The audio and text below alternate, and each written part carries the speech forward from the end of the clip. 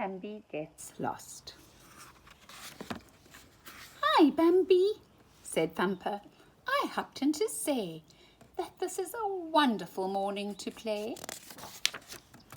He found Bambi's mother and said, "Will you please let Bambi come play with me under the trees?" "Yes, but stay very close to home while you play, because you'll get lost if you go far away." "Oh boy," shouted Bambi, "we're going to have fun." "You said it," cried Thumper. "Come, Bambi, let's run." Forgetting what Bambi's wise mother had said, they soon left the path for the hill far ahead. They came to the hilltop, and what did they see? 2 cute little bear cubs way up in a tree. The bears were good climbers because they had claws, like those on the end of a pussycat's paws. Right close to where Bambi and Thumper were standing, a nice friendly bird glided in for a landing.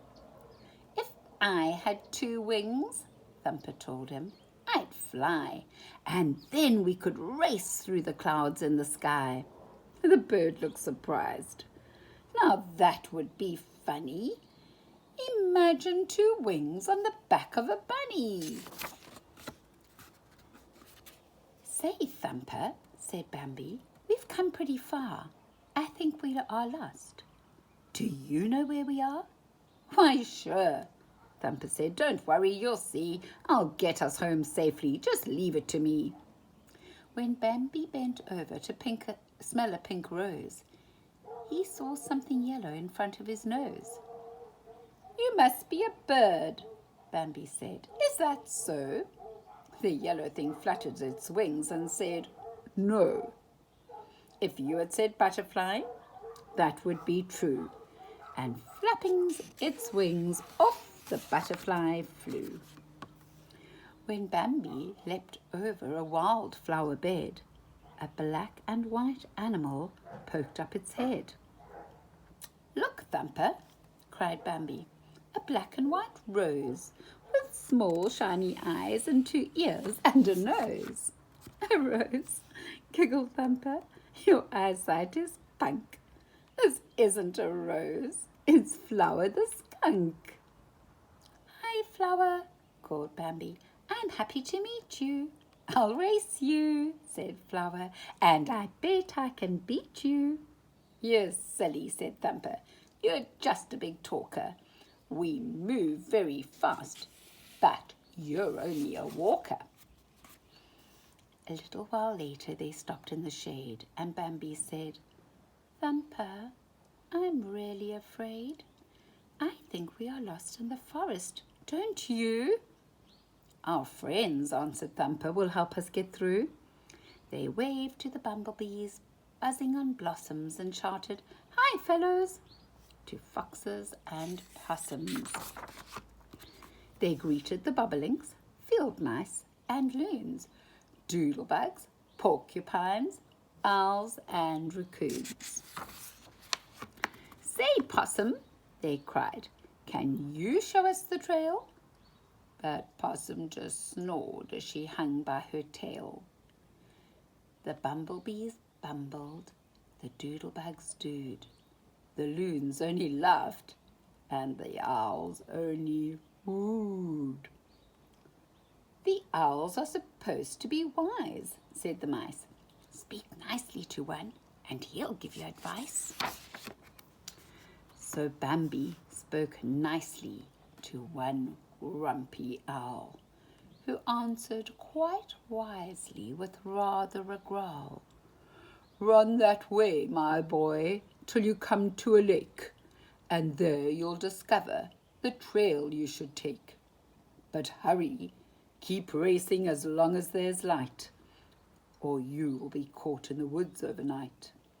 They thanked the wise owl, and as fast as they could, they started to race to the lake in the wood. A mole stuck his head out and stopped the whole race, when Thumper, not seeing him, stepped on his face. Then Bambi bent down very close to the mole, whose head was still sticking up out of the hole. "We're sorry," said Bambi. "That was a mistake. Can you tell us how we can get to the lake?" The mole cleaned his whiskers and blinked at the light, and not even answering, sank out of sight. A squirrel jumped down from the trunk of a tree. He said, "I can tell you. Just leave it to me. Stop wondering which of the trails you should take. Just follow your nose and you'll come to the lake." And since that was all he could take time to say, he picked up an acorn and hurried away. They followed their noses and raced on ahead.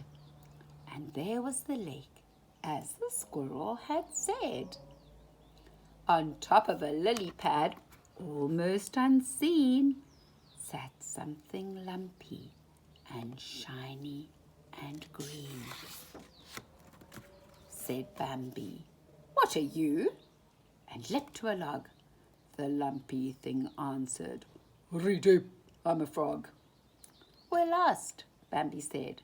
"Can you show us the way?" "Ready," said the frog. And that's all he would say. The frog's 20 cousins, 9 sons and a daughter swam up to the top and jumped out of the water. All over the lake there were frogs by the heap, all jumping and splashing and croaking. "Ready." Just then a young otter took Bambi aside and showed him a mud bank where otters could slide. "I'd love to watch longer," said Bambi. "You're great. But we must go home, for it's getting quite late. We're lost and we know it. Which way should we go?" "Just how can we find our way home? Do you know?" "Of course," said the otter. "It's easy as pie. Just follow this brook and you'll be there. Goodbye." So Bambi kept running and Thumper kept hopping. The 2 tired friends hurried home without stopping. Some fish swam beside them and cried to each other, "Hooray! Bambi's found the way home to his mother." His mother at home had been worried and missed them, but now she was happy and hugged them and kissed them. "Although we were lost, we are home," Bambi said. "I thought I would never see you or my bed." "That's silly," said Thumper. "You're only a kid. I told you I'd get you back home, and I did." That night, in his home in the wood dark and deep, as Bambi was dreaming, he said in his sleep, "A fish is a swimmer, an otter's a slider. A bear is a climber, a bird is a glider. A skunk is a walker, a frog is a jumper, and also a hopper, like our little Thumper."